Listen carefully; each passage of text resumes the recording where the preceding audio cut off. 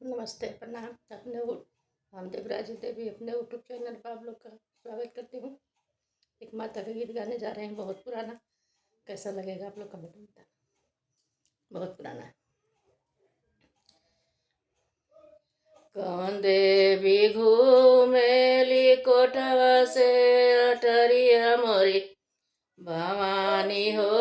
कौन देवी घूमे दरवाज मोरी भवानी हो। कौन देवी घूमे दरबार। बड़ी देवी घूमेली कोठवा से अटरिया मोरी भवानी हो। छोटी देवी घूमे दरबार मोरी भवानी हो। छोटी देवी घूमे दरबार।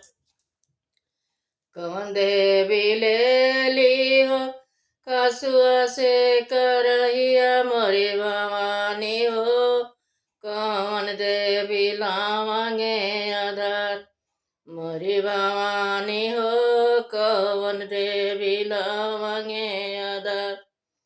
बड़ी देवी घूमेली कोठवा से अटरिया मोरी भवानी हो। छोटी देवी घूमे दरबार।